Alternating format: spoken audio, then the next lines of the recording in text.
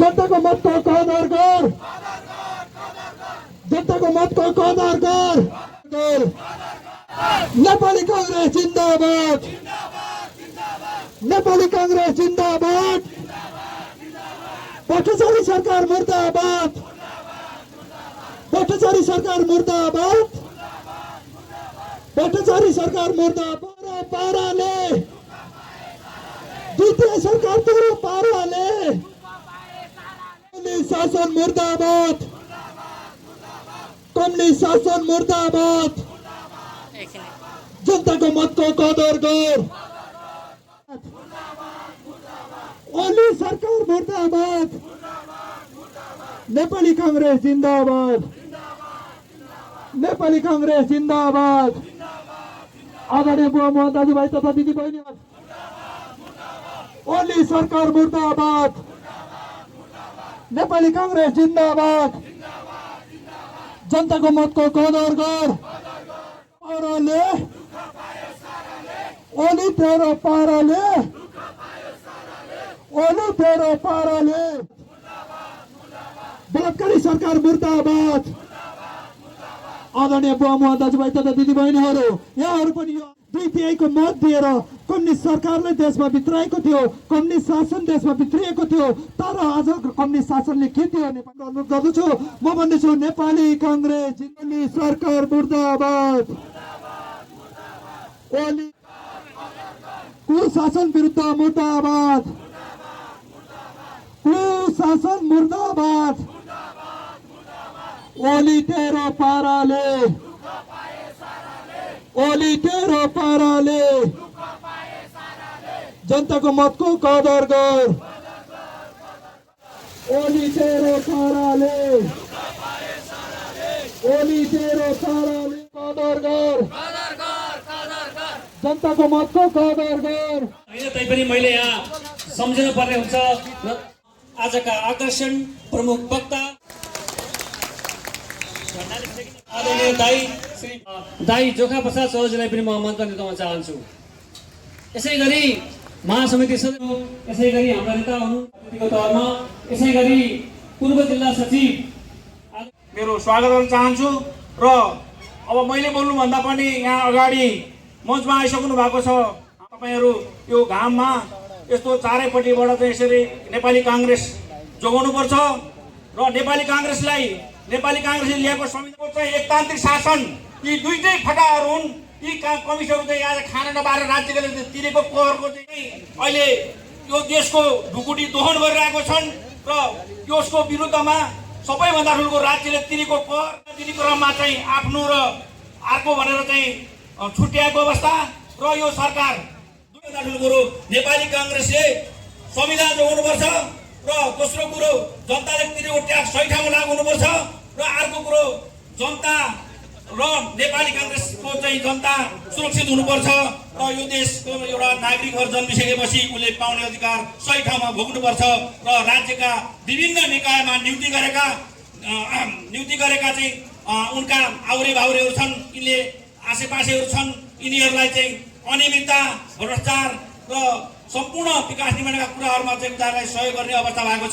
यसलाई हामीले हेर्नुपर्छ र सबैभन्दा ठुलो देश रह्यो भने हामी कांग्रेस रहन्छौँ र सबैभन्दा ठुलो देश रहनु पर्यो, संविधान रहनु पर्यो। संविधान रह्यो भने हामीले रुल्स एन्ड रेगुलेसन भन्छ, कुनै पनि सिस्टममा बाँच्न बाँच्न सक्छौँ भन्ने एउटा भएको कारणले गर्दाखेरिमा यो तपाईहरू यस्तो घामको समयमा पनि विभिन्न ठाउँबाट चाहिँ आइदिनु हो।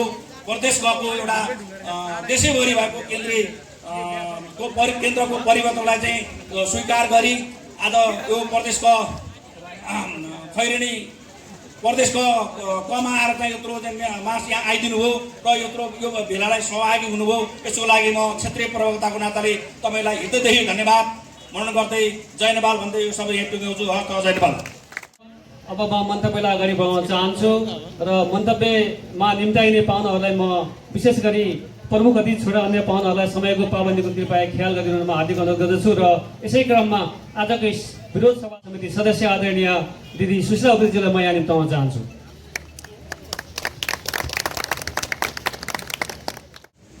कार्यक्रमका विरोध सभाका सभा अध्यक्ष देवेन्द्र लामाज्यू, हाम्रो यस के अरे सभालाई सम्बोधन गर्न आउनुभएका प्रमुख नेता, मञ्चमा विराजमान हुनुभएका महासमितिका सदस्यज्यूहरू, महाधिवेशन प्रतिनिधिज्यूहरू, जिल्ला सदस्यज्यूहरू, विभिन्न तहमा रहनुभएका साथीहरू र यहाँ उपस्थित सम्पूर्णमा मेरो सर्वप्रथम जय नेपालको न्यानो अभिवादन टक्राउन चाहन्छु।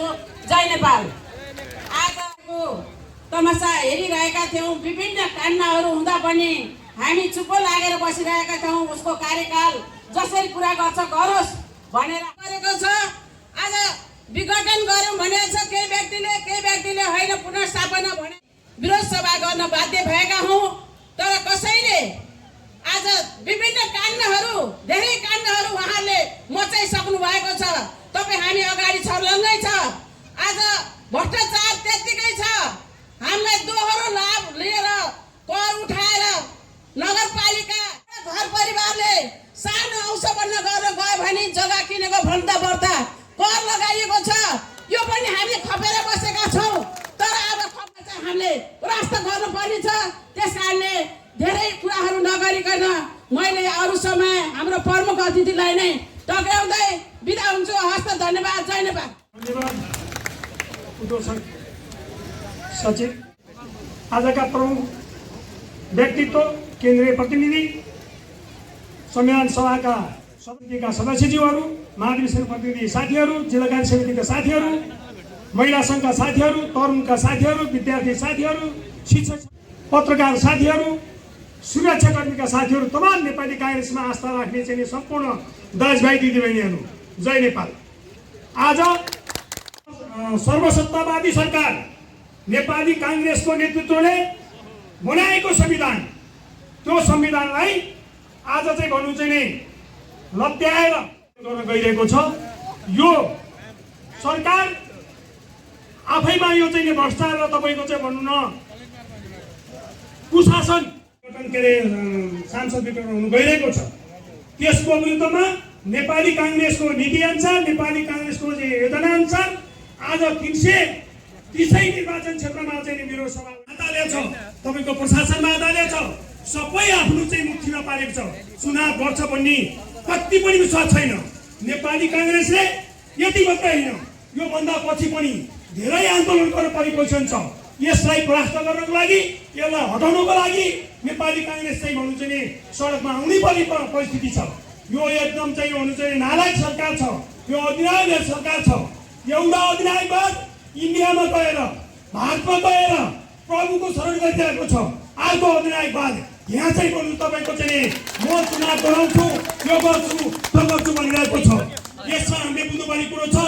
यसले राजनीति नगरेसम्म हामीले चाहिँ भन्नु चाहिँ चुनावमा सरकारी सरकार बनाउनुको लागि पनि हामी चाहिँ यति पुनर्स्थापना भएन भने पनि हामी सडकमा गएर यस्तै नेपाली काङ्ग्रेस छ।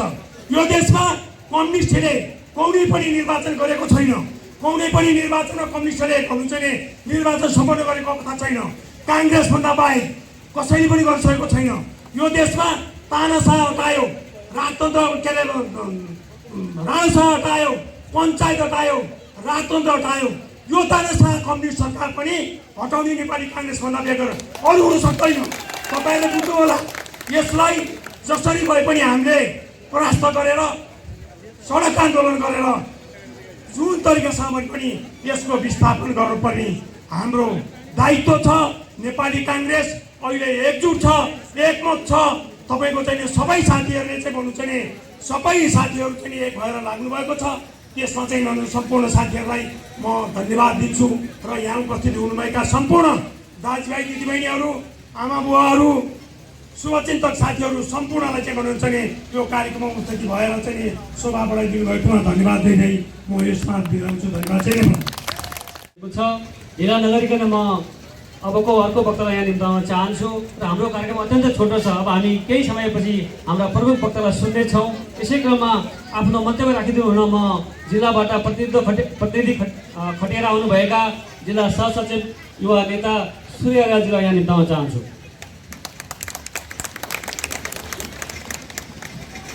धन्यवाद कार्यक्रम सञ्चालकज्यू। नेपाल कम्युनिस्ट पार्टीको भन्दै जोडजाडको 2/3 को अभ्यासलाई चाहिँ जुन डिरेलमा गएको छ यसलाई लिगमा लिएर आएर नेपाली काङ्ग्रेसले 8 दशकदेखि सयौं एक शताब्दी अगाडिदेखि सुरु गरेको लोकतान्त्रिक आन्दोलनलाई, जनताको शासनलाई स्थापित गराउनको लागि आज 330 निर्वाचन क्षेत्रमा, प्रदेश सभा निर्वाचन क्षेत्रमा यो कार्यक्रमको आयोजना गरिरहेको छ। यस विरोध सभाका सभापति नेपाली काङ्ग्रेस क्षेत्र नम्बर 1 का सभापति आदरणीय मित्रहरू र अग्रज अन्य सम्पूर्ण साथीहरू र यहाँ अग्रभागमा रहनुभएका नेपाली काङ्ग्रेसका क्षेत्रीय समितिका पदाधिकारी एवं साथीहरू, प्रदेश सभाका साथीहरू, नगर समितिका साथीहरू, भातृ सङ्गठन शुभेच्छुक सङ्गठनका साथीहरू र गाउँबाट लोथर कोराकदेखि कठारका कुम्रोसका चाहिँ गाउँबाट आउनुभएका तमाम नेपाली काङ्ग्रेसका भातृ सङ्गठन शुभेच्छुक सङ्गठन र यो समाजको परिवर्तनको लागि हाम्रो अमन चयनको लागि यहाँसम्म निर्माण गर्दै आइरहेको कुरा यहाँहरूलाई जग जाहेर छ। तर ६२-६३ को आन्दोलनको जगमा जुन किसिमको शान्ति सम्झौताले एउटा संविधान सभा मार्फत नेपालमा चाहिँ एउटा लोकतान्त्रिक संविधान र सङ्घीय गणतान्त्रिक नेपालको स्थापना भयो। तर आज कम्युनिस्टहरूको आन्तरिक झगडाले, आफ्नो सत्ता लिप्साले, भ्रष्टाचारको लोभले र आफ्नो व्यक्तिवादी शासन हुकुमले नेपाली राजनीतिलाई जुन एउटा चाहिँ शान्तिपूर्ण गोरेटोबाट अगाडि बढाउनेछ भन्ने कुरा आम जनताले अपेक्षा गरेको थियो, त्यसमा तुषारपात भएको छ। त्यस कारणले नेपाली काङ्ग्रेस सम्पूर्ण लोकतन्त्रवादी आम आमा बुवा दाजुभाइ दिदीबहिनीहरूलाई सजग गराउँदै यो संविधान प्रतिनिधि सभाको चाहिँ विघटनले निम्त्याउने भोलि कुनै पनि घटना र परिघटनाहरूलाई सजग गराउनको लागि यहाँहरूको घर आँगनमा आज वीरेन्द्रनगर चोकमा आइपुगेका छौँ। वीरेन्द्रनगर चोक भन्ने बित्तिकै हिजो यहाँ नेपाल कम्युनिस्ट पार्टी तत्कालीन एमाले र अहिले भन्नुपर्दा नेकपाको एउटा लाल किल्लाको रूपमा एउटा उर्वर रूपमा लिइन्थ्यो। तर आज तपाईँहरूले हेर्दै गर्नुभएको छ नेपाली काङ्ग्रेसले लोथरदेखि बिस्तारै आफ्नो सङ्गठनलाई कसरी मजबुत गर्दैछ। तपाईँहरूका जनप्रतिनिधिहरूले हिजो हजुरबाको नाम बेचेर, चप्पल पड्काएर, झुटको राजनीति गरेर, भ्रमको कुलिन्दाहरू बाँडेर के गर्नुभयो? नेपाली काङ्ग्रेसका हाम्रा सम्माननीय नेता गर्नुभयो 52 सालको चाहिँ यो बाढीको बेलामा, त्यसकै आडमा त्यसलाई चाहिँ नि भ्रमको खेती बनाएर त्यसमै फुल कोरालेर चाहिँ यहाँका चाहिँ नि तत्कालीन नेताहरूले जुन किसिमको चाहिँ नि नेपाली काङ्ग्रेसलाई चाहिँ नि भ्रमित गर्ने गरेका, यहाँका आम जनताहरूलाई भ्रमित गरेका थिए। त्यसले आज चाहिँ नि यहाँको चाहिँ नि हाम्रो चाहिँ नि सामाजिक सुरक्षाका कुराहरू, यहाँका चाहिँ जनजीविकाका सुरक्षाका कुराहरू कतिको दिगो भएर अगाडि आएको छ। यहाँका भौतिक निर्माणका कुराहरू यहाँले आफूले देख्नु भएको छ। त्यसकारणले नेपाली काङ्ग्रेस हिजो स्थापना कालदेखि विधिको शासन, कानुनी राज्य र स्वतन्त्र प्रेस आदि कुराहरू, मौलिक हकको सुरक्षा र अन्य सामाजिक सुरक्षा, शिक्षा, स्वास्थ्य, रोजगार, आवासका कुराहरूमा भौतिक निर्माण आएका थिए। नेपाली काङ्ग्रेसका चाहिँ हरेक अधिवेशनले एउटा नयाँ मुद्दा 5 सालमा चाहिँ छुवाछुत र चाहिँ तपाईँको चाहिँ विभेदको अन्त्य गर्दै 6औं अधिवेशनदेखि समाजवादका कुराहरूलाई अंगीकार गर्दै नेपाली काङ्ग्रेस आफ्ना चाहिँ समाजवादी विचारहरूलाई अगाडि सारेको कुराहरू यहाँलाई जग जाहेरै छ। तर नेपाली काङ्ग्रेसले इतिहासको चाहिँ मोडहरूमा धेरै आन्दोलनका चाहिँ नेतृत्व गर्यो, आन्दोलनले सफलता प्राप्त गर्यो। यद्यपि कहिलेकाहीँ नेतृत्वले चाहिँ केही कुराहरूलाई चाहिँ राष्ट्रिय राजनीति र अन्तर्राष्ट्रिय राजनीति सम्पूर्ण चाहिँ बागडोर कहिलेकाहीँ कम्युनिस्टहरूको हातमा पनि पुग्यो। र अहिले यो जुन 74 को निर्वाचनमा नेपाल कम्युनिस्ट पार्टीले चाहिँ जुन एउटा आफ्नो चाहिँ यो गणितीय अङ्कको आधारमा चाहिँ संसदमा आफ्नो बहुमत प्राप्त गर्यो। त्यो अत्यन्त उनीहरूलाई चाहिँ बाँदरको हातमा नरिवल बनेको छ र त्यो उनीहरूले चाहिँ जनताको अभिमतलाई बुझ्न सकेनन्, जनताको मतलाई उनीहरूले कुञ्चनेका प्रयास गरे। त्यसकारणले हामी चाहिँ एउटा आवधिक निर्वाचनमा विश्वास गर्ने नेपाली काङ्ग्रेस भएको कारणले भोलि आउने कुनै पनि चाहिँ त्यो परिस्थितिजन्य घटनालाई चाहिँ नेपाली जनताहरूलाई गाउँघरमा सजग गराउनको लागि र यो अलोकतान्त्रिक विधि र प्रक्रियाको विरोध गर्नका लागि आज यहाँ आएका छौँ। त्यसकारणले म नेपाली काङ्ग्रेस चितवनको तर्फबाट यहाँ उपस्थित हुनुहुने सम्पूर्ण आमा बुवा दाजुभाइ दिदीबहिनीहरूलाई, व्यवसाय, उद्योगी, शिक्षक, पत्रकार र सम्पूर्ण चाहिँ साथीहरूलाई भोलि हुने कुनै पनि उत्पन्न हुने यो प्रतिनिधि सभाको विघटनबाट उत्पन्न हुने कुनै पनि परिस्थिति दयनीय अवस्थाको लागि सजग सतर्क लोकतन्त्रको पक्षमा सङ्घीय गणतन्त्रको पक्षमा र नेपाली काङ्ग्रेसको पक्षमा बोलिदिनुको लागि उपस्थित भइदिनुको लागि हार्दिक अनुरोधबाटै बिदा हुन्छु। धन्यवाद। जहिले धन्यवाद जिल्ला सहसचिवज्यू। यहाँले आफ्ना अत्यन्त सार्वजनिक कुराहरू विगतका कुरादेखि लिएर वर्तमान कम्युनिस्ट सरकारका कुराहरूसम्म सबै कुरा यहाँले प्रकाश पार्ने प्रयास गर्नुभयो। यहाँलाई धन्यवाद छ र म सम्पूर्ण यहाँ उपस्थित दाजुभाइ सम्झाउन चाहन्छु, अनुरोध गर्न चाहन्छु। हामी माझ पत्रकार साथीहरू हुनुहुन्छ र यो हाम्रो कार्यक्रम समावेशी खबरले लाइभ पनि गरेको छ। यहाँलाई मैले सूचना गराएँ, पत्रकार मित्रहरूलाई म विशेष आभार प्रकट गर्न चाहन्छु। र आदरणीय उपस्थित दाजुभाइ दिदीबहिनीहरू, अब हामी कार्यक्रमको प्रमुख आकर्षणमा पुगिसकेका छौँ।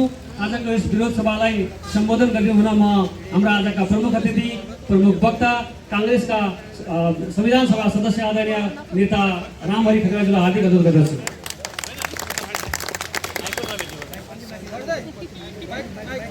सभाका सभापतिज्यू, जो यस चितवन क्षेत्र नम्बर 1 का नेपाली काङ्ग्रेसका प्रदेश सभाका सभापति पनि हुनुहुन्छ, मञ्चमा आसीन सम्पूर्ण आदरणीय चितवनवासी दाजुभाइ दिदीबहिनीहरू, आज नेकपा सरकारले संसद विघटन गरेर झन्डै 3 वर्ष अगाडि जनताका बीचमा जाँदाखेरि सुखी नेपाल, समृद्ध नेपाली बनाउँछौँ भनेर नारा दिएर 3 वर्षसम्म सत्तामा पुगेर शासन गर्दा केही गर्न नसकेर गुवा भनेर भागेर हिँड्ने सरकारका विरुद्ध आज आवाज उठाउन चितवनको यस वीरेन्द्र चोकमा भेला हुनुभएका सम्पूर्ण आदरणीय दाजुभाइ दिदीबहिनीहरू, सर्वप्रथम म चितवनलाई त्यो मानेमा सम्मान गर्न चाहन्छु।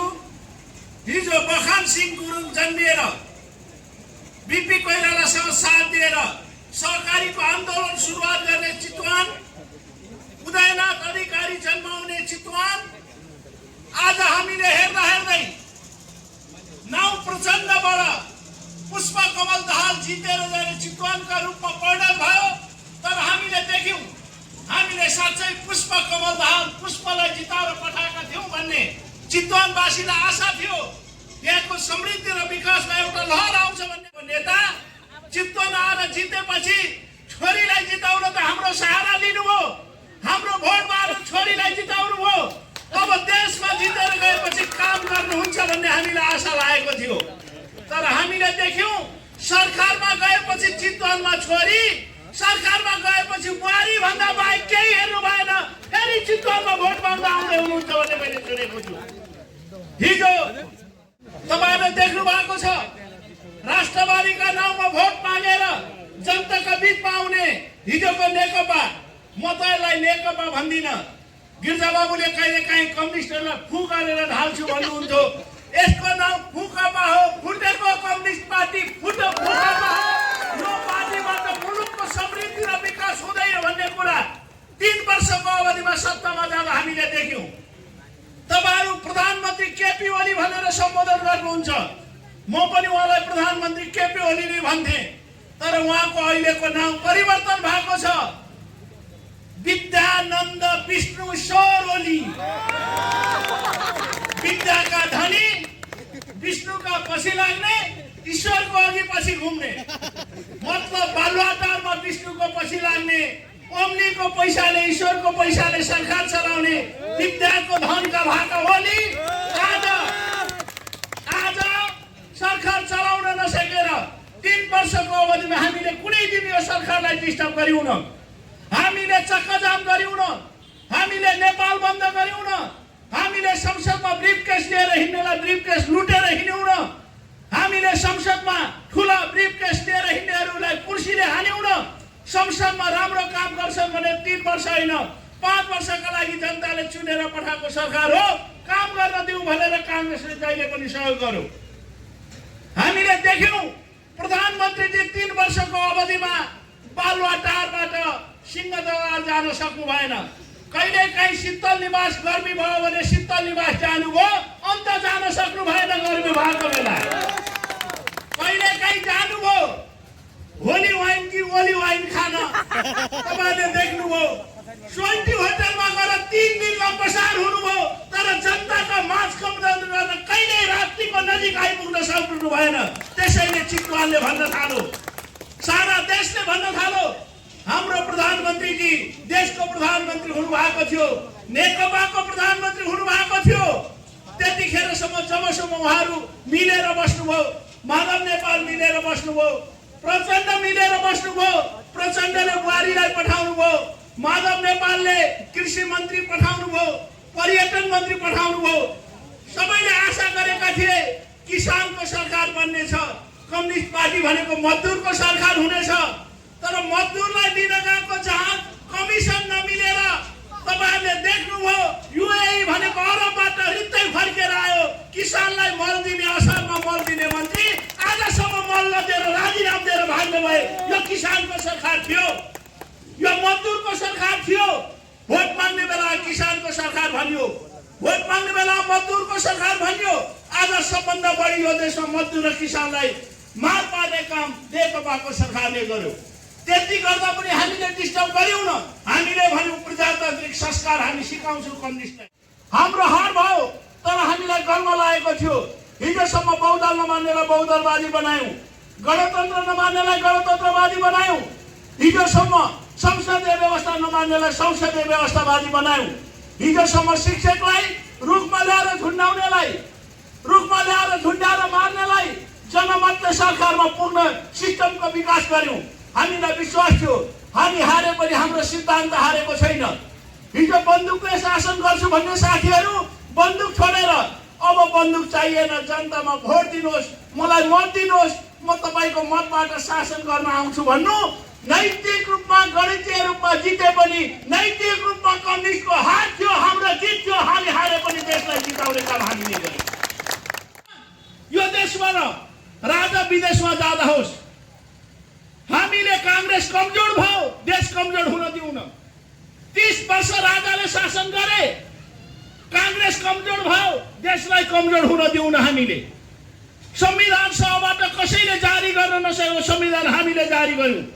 64 सालमा तपाईहरुले देख्नुभयो, तत्कालीन नेकपा माओवादीले 240 सिटमा चुनाव हुँदा 121 सिट एक्लै जित्यो, बहुमत जित्यो। अब देशमा क्रान्ति गर्छ भन्ने हामीलाई विश्वास थियो। 9 महिना नभइकन रुकमान कटवालको नाउँमा प्रचण्ड भागेर जानु पर्यो। कहिले कहिले म सुन्छु हामीले त राजा हटाएको भनेर कम्युनिस्ट र माओवादीले भनेको सुने। तत्कालीन माओवादीले म प्रचण्ड तपाईका कोही मान्छे यही छेउछाउ हुनुहुन्छ, नेकपाका मान्छे कोही यही छेउछाउ हुनुहुन्छ, भूकम्पका मान्छे भने म अनुरोध गर्न चाहन्छु, एउटा पुलिसको सिपाही रुकमाङ्गतलाई हटाउन नसक्नेले राजा हटा भन्दा कसैले पत्याउँदैन। देशबाट राजतन्त्र हटेन। जुन दिनसम्म तपाईँ जङ्गलमा हुनुहुन्थ्यो, कांग्रेसले शान्ति प्रक्रिया लिएर हेलिकप्टर लिएर बालुवाटारमा राखेन। तपाईँ बालुवाटारमा जनताका मतमा भोट माग्ने अधिकार प्रचण्ड कमरेडले कहिल्यै गर्नु भएन। हिजोसम्म बैलगाडा चढेर अमेरिका पुगिँदैन भन्ने ओलीलाई आज हाम्रा कारणले मत दिएर देशको पहिलो पार्टी बनायौं। तर तपाईले देख्नुभयो नेपालको इतिहासमा 2051 सालमा मनमोहन अधिकारीले जितेर जानुभयो, 9 महिना भन्दा शासन चलाउन सक्नु भएन। 2064 सालमा प्रचण्डले जितेर जानुभयो, देशको एउटा लिक आउट नै परिवर्तन गरिदिनु भयो। जनताबाट निर्वाचित प्रतिनिधिहरू देशको प्रधानमन्त्री हुने, मन्त्री हुने पद्धतिलाई कम्युनिस्टहरूले 2064 सालमा जितेपछि प्रधान न्यायाधीशलाई मन्त्री र प्रधानमन्त्रीको जिम्मेवार दिए।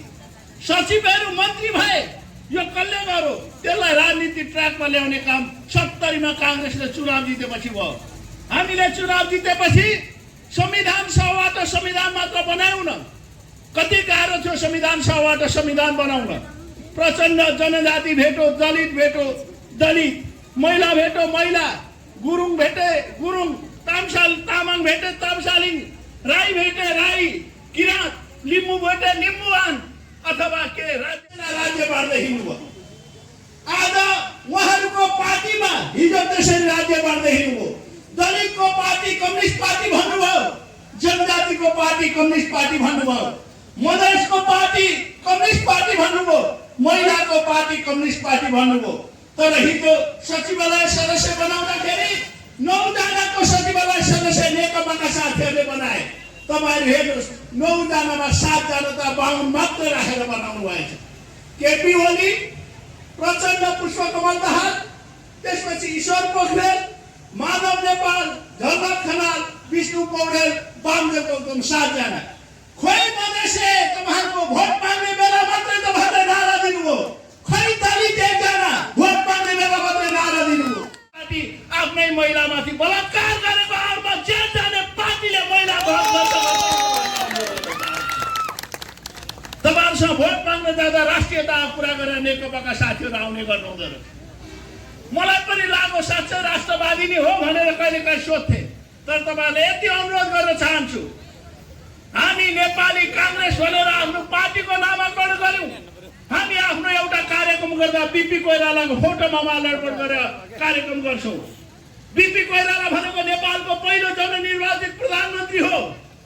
त्यति मात्र होइन, नेपाली जनतालाई आज प्रजातान्त्रिक धारमा ल्याउने, कम्युनिस्टहरूलाई लोकतन्त्रवादी बनाउने, पञ्चायतलाई प्रजातन्त्रवादी बनाउने, सबैलाई एक ठाउँमा ल्याएर राज्यको राष्ट्रियताको बारेमा अटल निष्ठाका साथ अगाडि बढ्ने एउटा राजनीतिको फोटोमा हामी माल्यार्पण गरेर कार्यक्रम सुरुवात गर्छौं।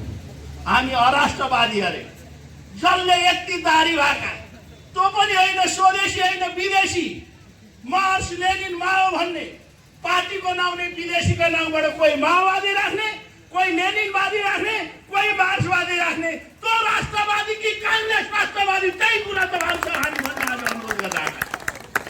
भोट माग्ने बेला उहाँहरू मिठा कुरा लिएर आउनु हुँदो रहेछ। तपाईहरुलाई पनि भन्न भ्याउनु भयो होला ओलीजीले, घर घरमा 5,000 टङ घरमा पुर्याउँछु भन्नुभयो। प्रधानमन्त्रीज्यू त्यो 5,000 कसलाई बाँड्दै हुनुहुन्छ? आज कहाँ पुगेर संसद विघटन गर्नुभयो? त्यो हामी क्वेसन गर्न चाहन्छौँ। जनतालाई खोक्रा आश्वासन दिने, जनतालाई भ्रमको राजनीति गर्ने, मिठा कुरा गर्ने। मैले सुने यहाँ आउँदाखेरि तपाईहरुको जिल्लामा नजिकै नारायणी नदीमा छिट्टै पानी जहाज आउँदैछ भनेर भाषण गरेको सुने। म पनि यसचोटि यो 1 वर्ष अगाडि नै पानी जहाजको टिकट काट्न पाइन्छ अरे भनेर आएको पाइन।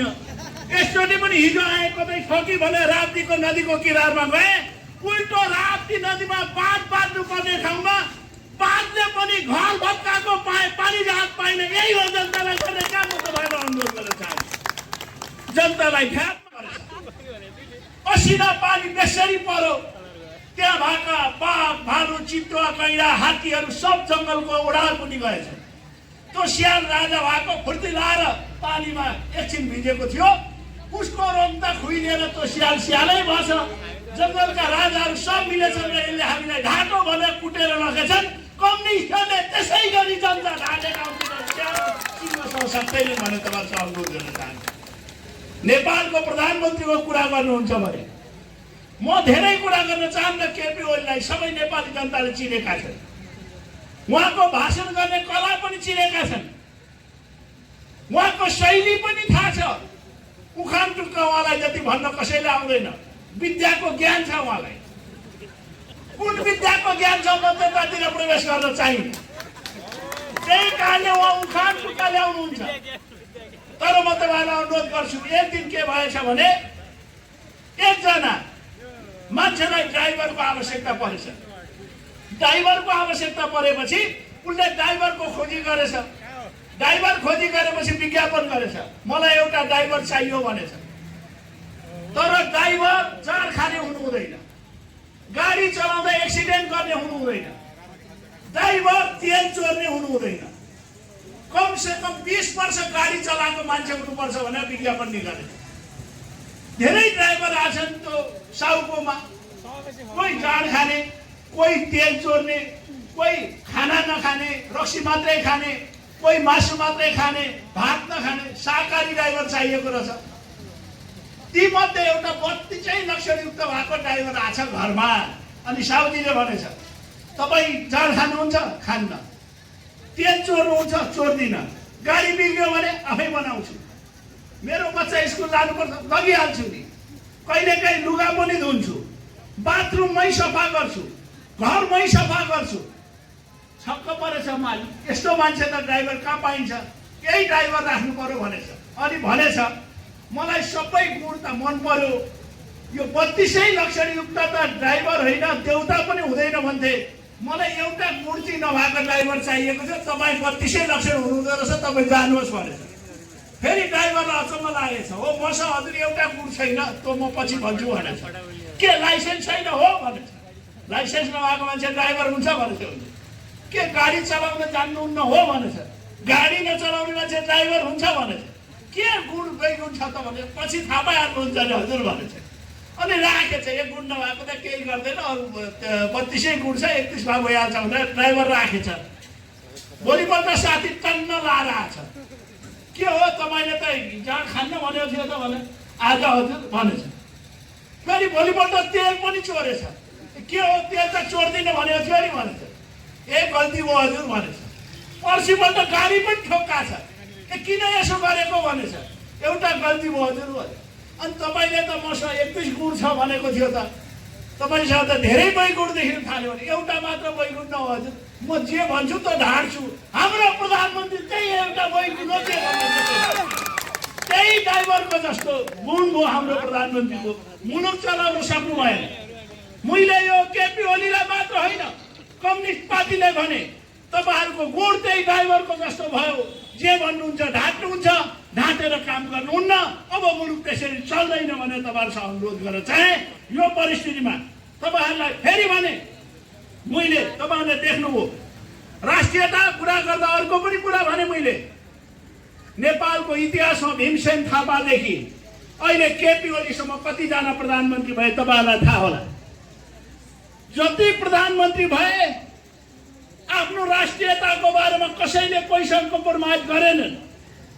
कृष्णप्रसाद भट्टराई प्रधानमन्त्री भएर भारत जाँदाखेरि तराईको यादवलाई किन सेनामा लिनुहुन्न, तराईको महतोलाई किन सेनामा लिनुहुन्न, तराईको थारूलाई किन सेनामा लिनुहुन्न भनेर भारतमा क्वेसन्स गर्दाखेरि कृष्णप्रसाद भट्टराईले गएर भन्नुभयो, तपाईँ किन गोर्खा सेनाका नाउँमा पहाडको एउटा मगर लिनुहुन्छ, किन गुरुङ लिनुहुन्छ, किन तमाङ लिनुहुन्छ, तपाईँले किन तराईको मधेसी लिनुहुन्न भनेपछि इन्डियाका प्रधानमन्त्री र प्रेसको मुख बन्द भयो।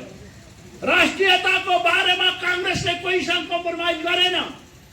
हामी बरु जेल जान तयार भयौँ। बिपी कोइराला 33 सालमा मेलमिलापको नीति लिएर सयौं मुद्दा हुँदाखेरि फाँसी जान तयार हुनुभयो। राष्ट्रियताको बारेमा कोहीसँग कम्प्रोमाइज गर्नु भएन। तर हाम्रो प्रधानमन्त्री राष्ट्रवादी प्रधानमन्त्री भनेर चिनिनुभयो। नेपाललाई नाकाबन्दी गर्दाखेरि केपी ओली वाह राष्ट्रवादी भनेर भनियो।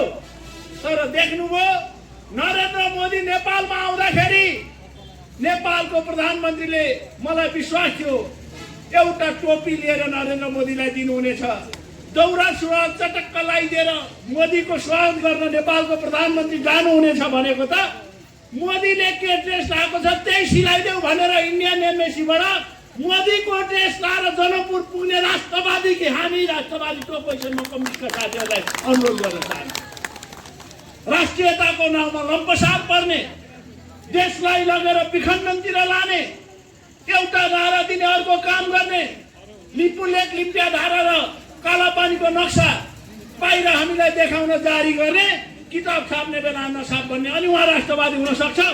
त्यसैले जनतालाई ढाँट्नेबाट सजग गर्नुहोस्। अब नेपालको राजनीति त्यो अवस्थामा छैन। हामी नयाँ देश नयाँ परिवेशमा पुगिसक्यौँ। मुलुक निर्माण गर्ने कुरामा काङ्ग्रेसभन्दा बाहेक अब कसैले मुलुक निर्माण गर्न सक्दैन। त्यसैले मैले धेरै कुरा गर्नु पर्दैन। आज तपाईँहरूलाई अनुरोध गरेँ, हिजो केपी ओलीसँग मिलुन्जेलसम्म प्रचण्ड सबभन्दा महान नेता केपी ओली भन्ने, माधव नेपाल सबभन्दा राष्ट्रनायक केपी ओली भन्ने, आज नमिलेका भोलिपल्ट सिंहदरबार हामी यहाँ छौँ भनेर लेखेर जाने। हामीले भन्यौँ निर्मला हत्याको हत्यारा पत्ता लगाऊ भन्दा तिमी कहाँ थियौ, किन सडक आयौ न, आज तिमी किन सडक आयौ? हामी केपी ओलीलाई सोध्छौँ निर्मला हत्याको हत्यारा पत्ता लगाऊ भनेर हामी भन्छौँ, तिमी रामको यहाँ जन्मभूमि कहाँ हो भन्दै पत्ता लगाउँछौ। देशका बारेमा जनताको बारेमा सोच भने हामी अनुरोध गर्न चाहन्छौँ। आज यही जिल्लाको अरे के गृहमन्त्री बादल भन्ने हुनुहुन्छ, बादल जसले घाम पनि छेक्न सक्दैन, पानी पार्न पनि सक्दैन। प्रचण्डले हिजो रक्षा मन्त्री दिनुभयो, प्रचण्डसँग ठिक्क नहुने बित्तिकै पार्टी फोरेर अन्त गए, फेरि फर्केर आए, राष्ट्रिय सभामा लगेर फेरि गृहमन्त्री प्रचण्डले दिए। प्रचण्डलाई छोडेर केपी ओलीसँग बसे अरे ती बादल भन्ने मान्छे। मलाई थाहा छ बादलजी निर्मला हत्याकाण्डको निर्मलाका केसमा तपाईँ र तपाईँसँग संलग्न केस डरका कारणले तपाईँ केपी ओलीसँग बस्नु भएको, जुन दिन त्यो खुल्छ तपाईँ कहाँ पुग्नुहुन्छ हामीले थाहा पाएका। यो देशमा अस्थिरताका लागि राजनीति गर्नेसँग हामीले सजग हुनुपर्छ। हामी तपाईँहरूसँग अनुरोध गर्न चाहन्छौँ, हामी तपाईँहरूलाई गाली गर्न चाहँदैनौँ। हिजो कम्युनिस्टलाई भोट हाल्ने आमा बुवा दाजुभाइ दिदीबहिनीलाई पनि आज हामी गाली गर्न चाहँदैनौँ। मान्छे कहिलेकाहीँ भ्रममा पर्छ, कहिलेकाहीँ झुक्किन्छ, कहिलेकाहीँ थाहा नहुन पाउँछ। तपाईँहरूले एकपटक कम्युनिस्टलाई भोट हाल्नुभयो, तर तपाईँहरू कल्पना गर्नुहोस् कम्युनिस्टलाई भोट हाले बापत तपाईँले के पाउनुभयो?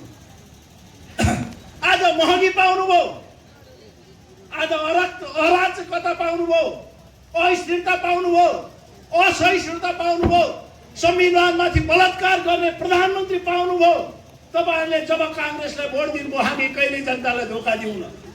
कसैले गर्न नसकेको स्थानीय तहको चुनाव हामीले गर्यौँ, कसैले जारी गर्न नसकेको संविधान हामीले जारी गर्यौँ। जब काङ्ग्रेसलाई अप्ठ्यारो पर्यो, जनताले हामीलाई साथ दिएका छन्।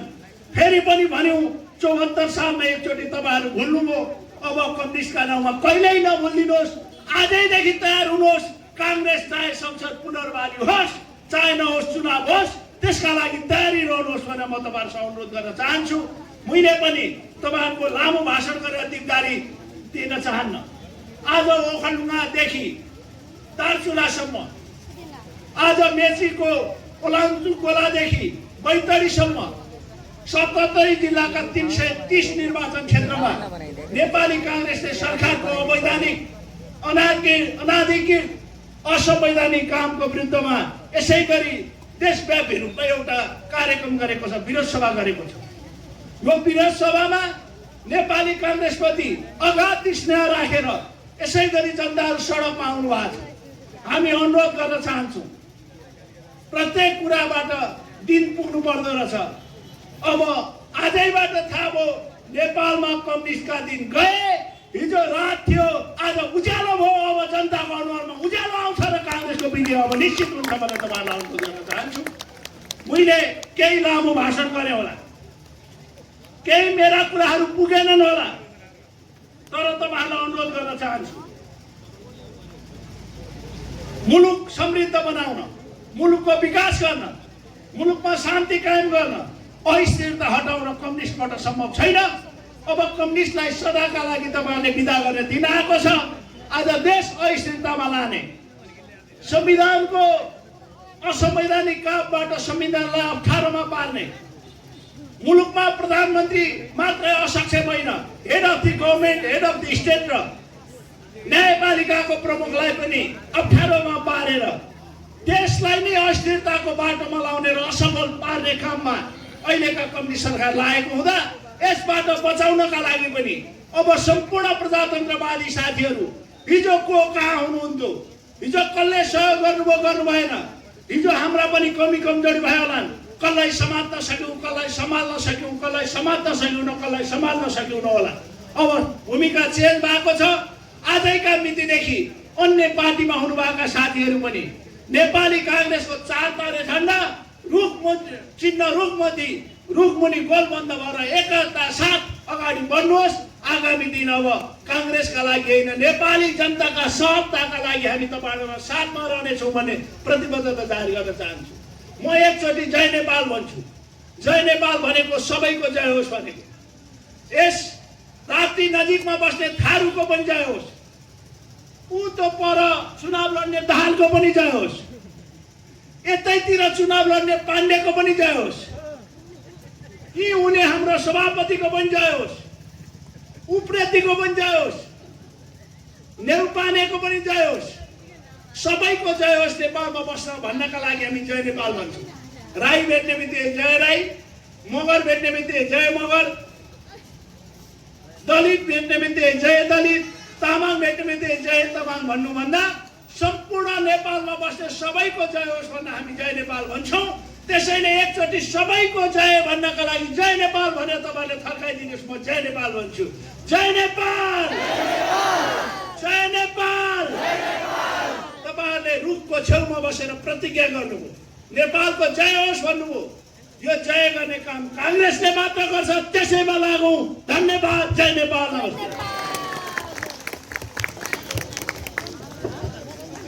धन्यवाद। आजका प्रमुख अतिथिज्यू, उहाँले विद्या ईश्वरदेखि लिएर फुकपा अनि छट्टु स्याल त्यस्तै अमुग्ने ड्राइभरका जस्ता धेरै लामा लामा कुराहरू हामीलाई सुनाएर पुनः आसनमा